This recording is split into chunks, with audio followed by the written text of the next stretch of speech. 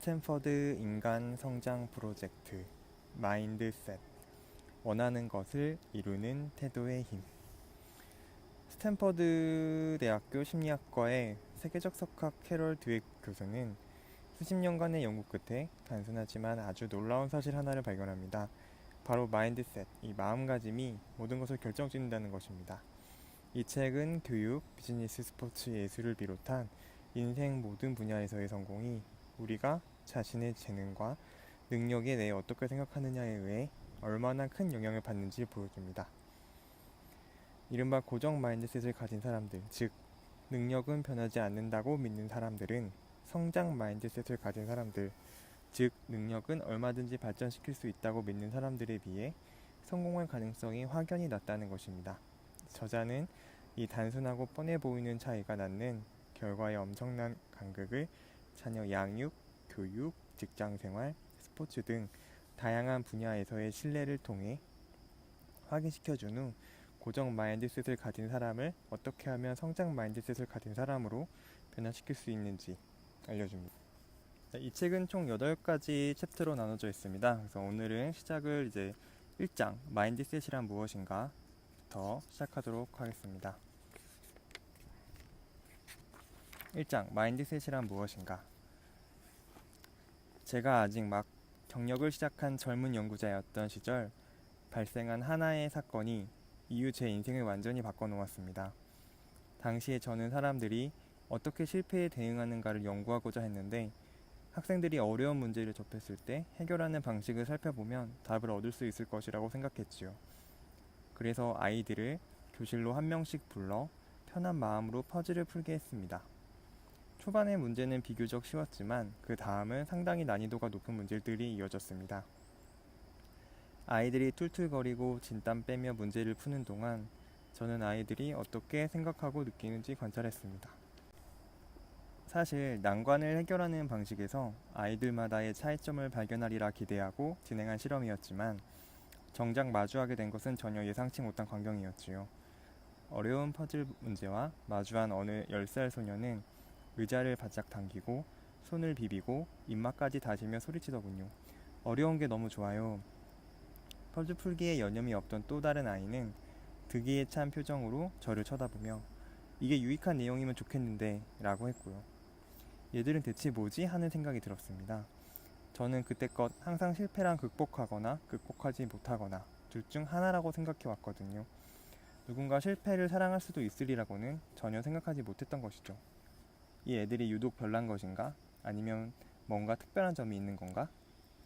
누구에게나 자신만의 롤 모델이 있습니다. 인생의 중대한 기로에서 방향타 역할을 해주는 사람 말입니다. 그 아이들이 바로 저의 롤 모델이었습니다. 분명 제가 알지 못하는 뭔가를 갖고 있었고 전 그 뭔가의 정체를 밝혀내야겠다고 마음먹었지요. 실패를 성장의 기회로 바꿔낼 줄 아는 마인드셋이란 무엇인가를. 그 아이들은 무엇이 달랐을까요? 바로 지적 능력을 포함한 사람의 자질들도 노력하면 성장할 수 있다는 점을 알았던 겁니다. 그리고 그렇게 함으로써 보다 똑똑해질 수 있다는 것을. 실패를 겪어도 낙담하지 않았을 뿐만 아니라 자신들이 실패하고 있다는 생각조차 하지 않았습니다. 다만 그 실패를 통해 자신들이 배워나가고 있음을 오히려 자각하고 있었던 거지요. 반면에 저는 당시 인간의 자질이란 마치 돌에 새겨진 문자처럼 변하지 않는다고 여겼습니다. 똑똑하거나 아니면 똑똑하지 않거나 둘 중 하나이고 실패란 것은 똑똑하지 않음을 뜻하는 것이라고. 아주 간단한 부분이죠. 성공을 이끌어내고 실패하지 않는다면 그건 어쨌든 똑똑하다라는 뜻이라고요. 끈질기게 매달리고 실수하고 버텨내는 건 이러한 이분법과는 상관없는 얘기라고 생각했습니다. 인간의 능력이 성장 가능한 것이냐, 고정불변이냐는 해묵은 논쟁거리이기도 합니다. 하지만 만약 인간의 지능이나 자질이 고정된 특성이 아니라 개발하고 발전시킬 수 있는 것이라면 이는 과연 무엇을 의미할까요? 이 질문에 답하기에 앞서 우선 오랜 세월 격렬하게 다투어 왔던 인간 본성에 대한 논쟁에 대해 먼저 살펴보기로 합시다. 사람은 왜 저마다 다른가? 태초부터 사람들은 저마다 각기 다르게 생각하고 행동했으며 서로가 가진 능력이나 개성도 달랐습니다. 그러다가 분명 누군가 의문을 제기했을 겁니다. 왜 사람들은 서로 다르지?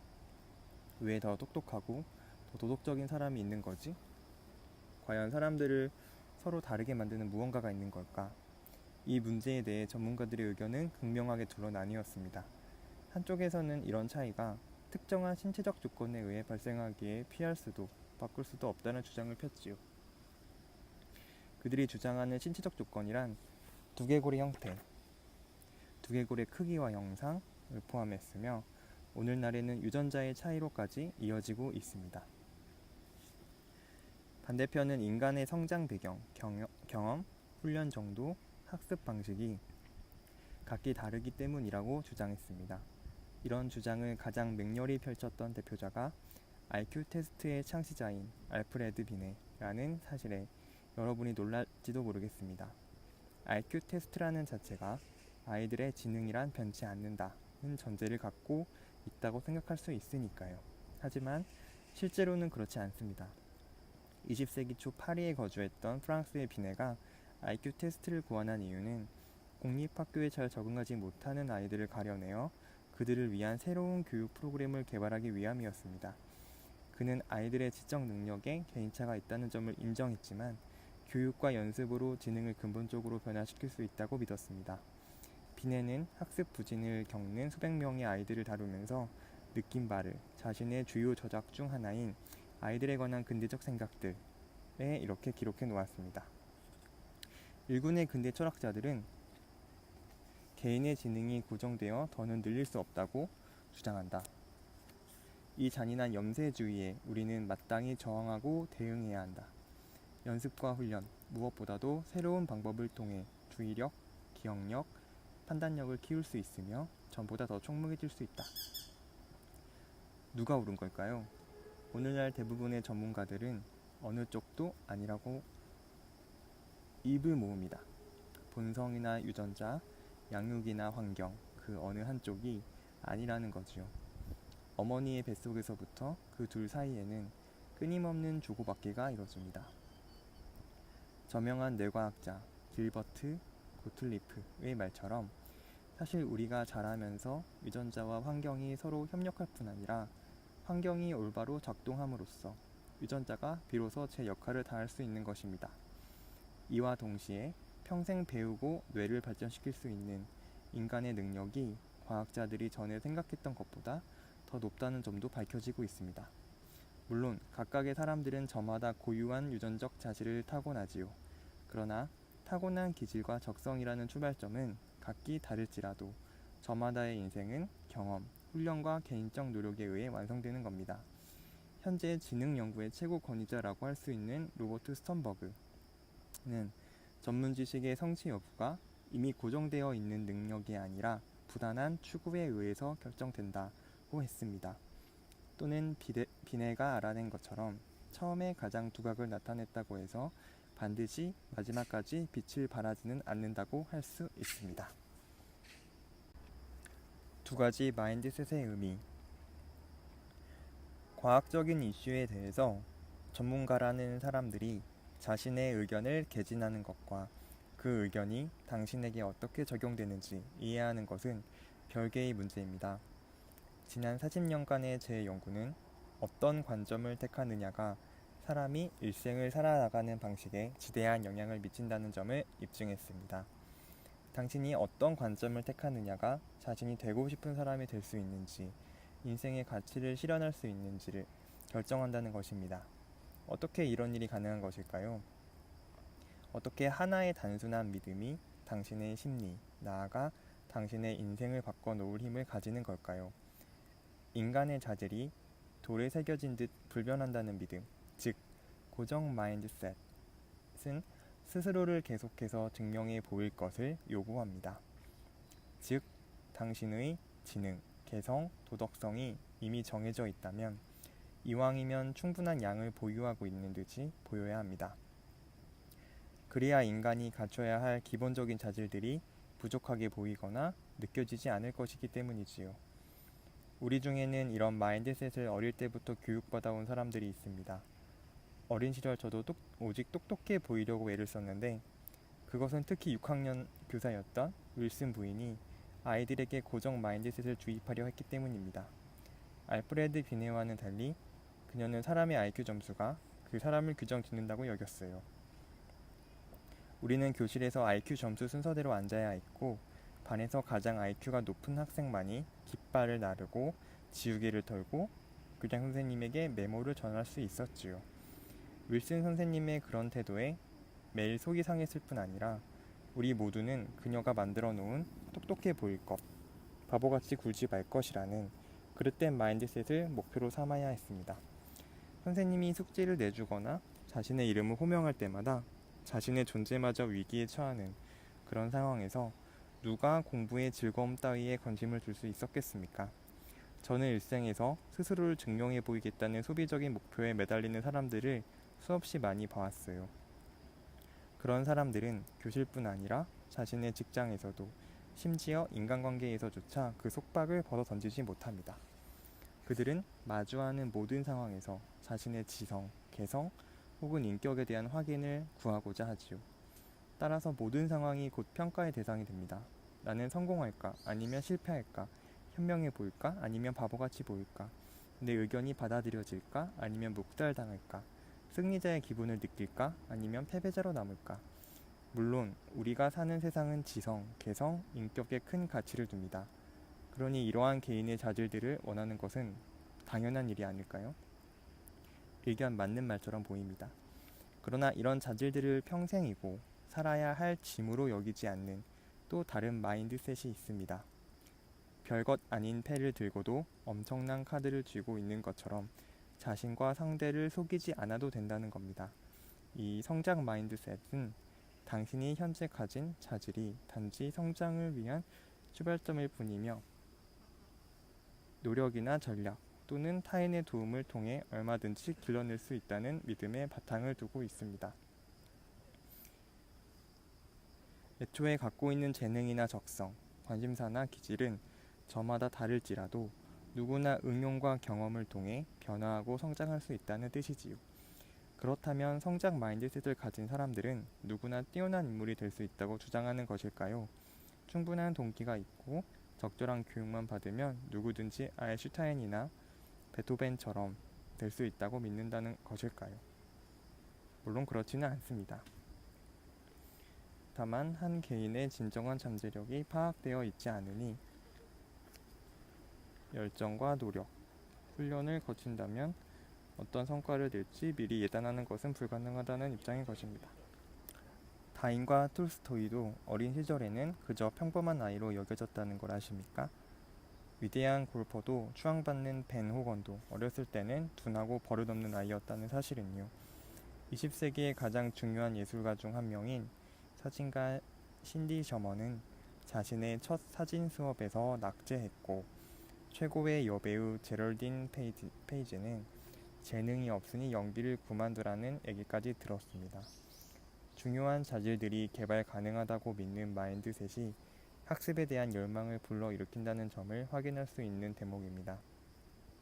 당신이 얼마나 위대해질 것인지, 언제 더 나아질 수 있을지에 대해 끊임없이 증명하느라 도대체 왜 시간을 낭비해야 합니까?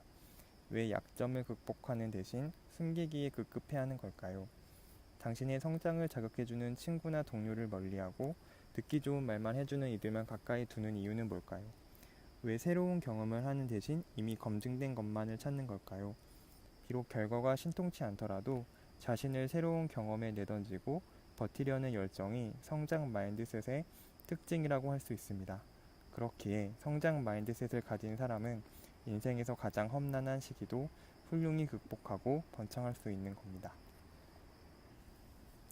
마인드셋에 따라 세상이 바뀐다.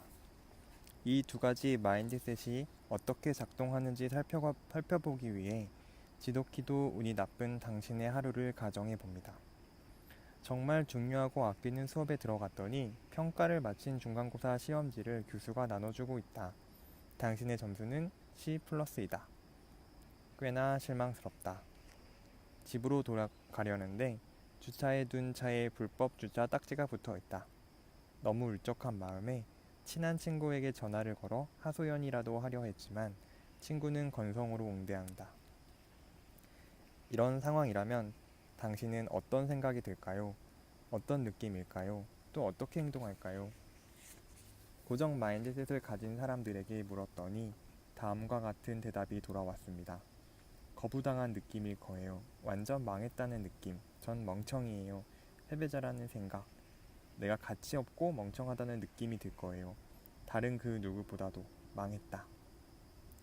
달리 말하면 고정 마인드셋을 가진 사람들은 자신에게 일어난 일로 자신의 능력과 가치를 평가받았다고 느낀 것입니다. 이런 사람들이 자신의 삶에 대해 가지는 생각은 다음과 같은 식이지요. 내 인생은 비참해요. 내 삶은 엉망이에요. 저 위에 계신 분이 날 좋아하지 않나 봐요. 세상이 나를 괴롭히고 있어요. 누군가 날 망치려고 해요. 누구도 날 좋아하지 않고 모두가 날 미워해요. 삶은 불공평하니 노력은 쓸모없어요.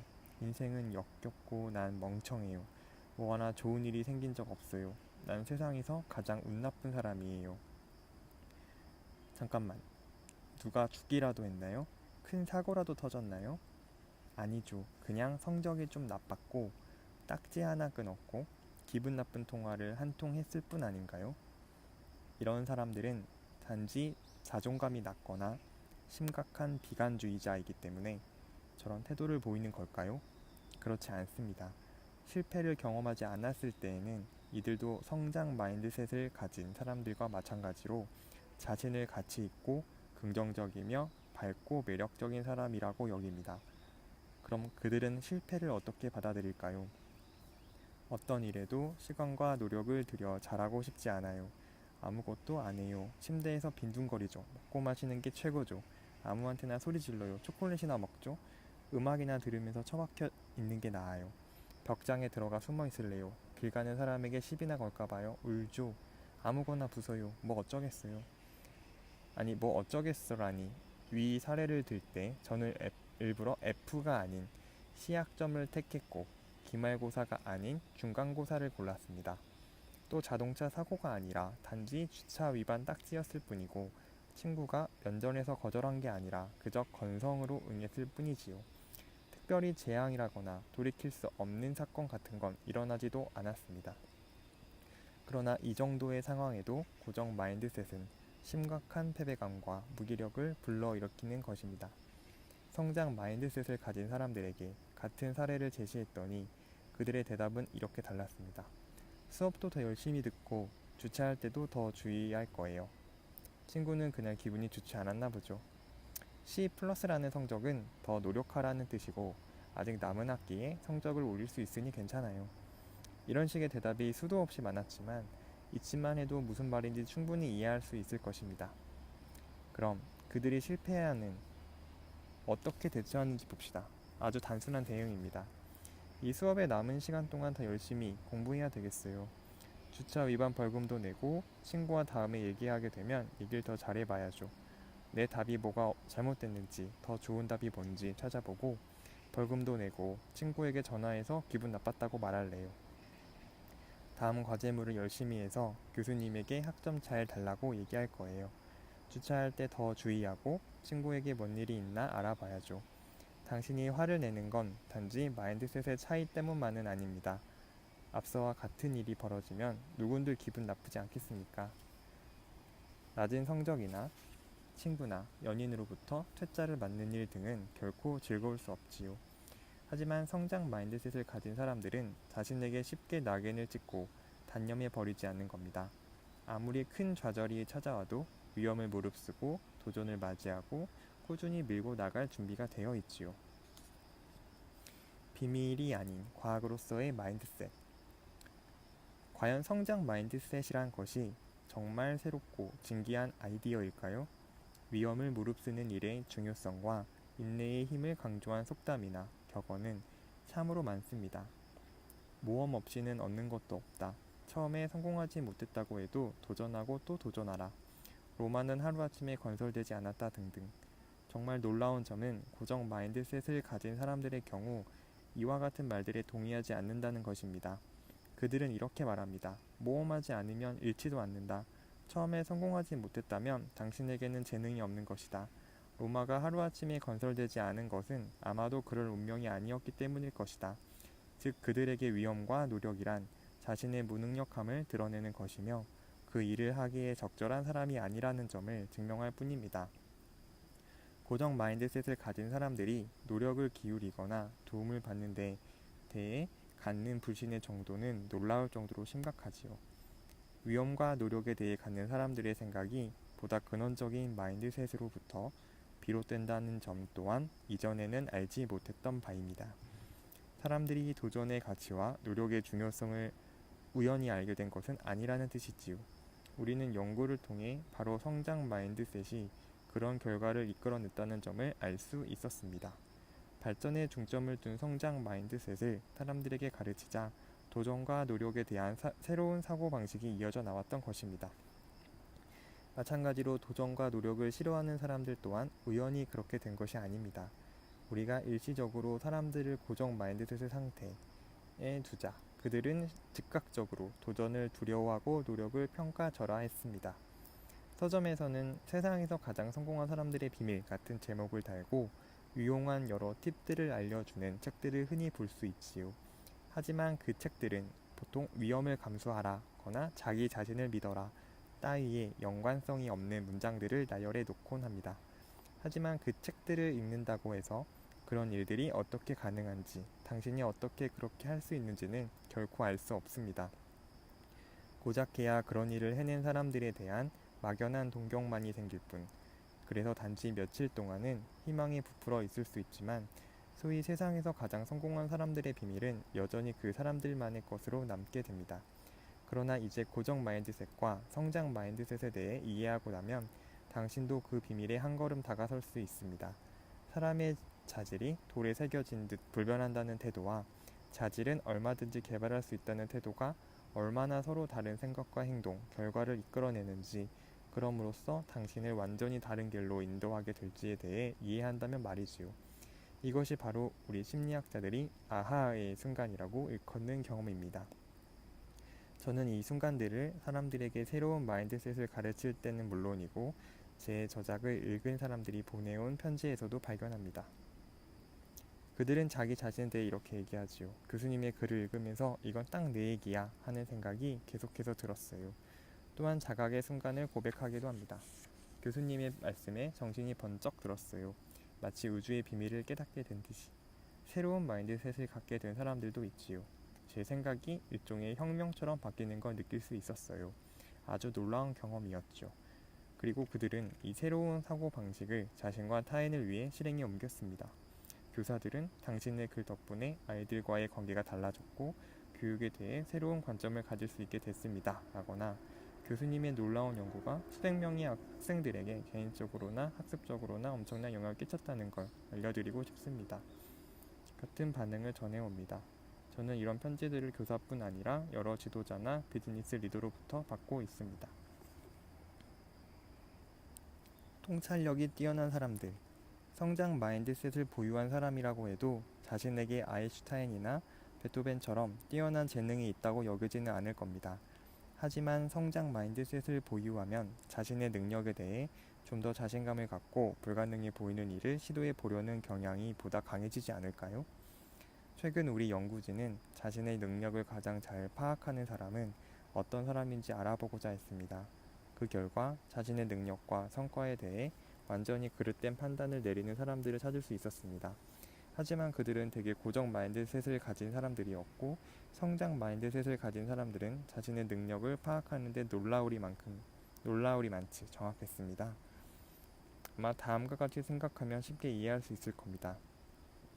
만약 성장 마인드셋을 가진 사람들처럼 자신을 발전시킬 수 있다는 믿음을 갖는다면 현재 자신의 능력에 대해 보다 정확한 정보를 얻고자 하지 않겠습니까? 비록 자신의 현재 수준이 실망스럽다고도 말이지요.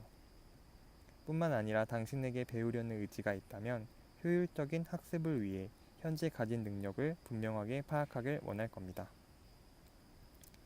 그러나 고정 마인드셋을 가졌다면 당신의 소중한 능력에 대해 결과가 좋든 나쁘든 필연적으로 왜곡된 해석을 내릴 수밖에 없습니다.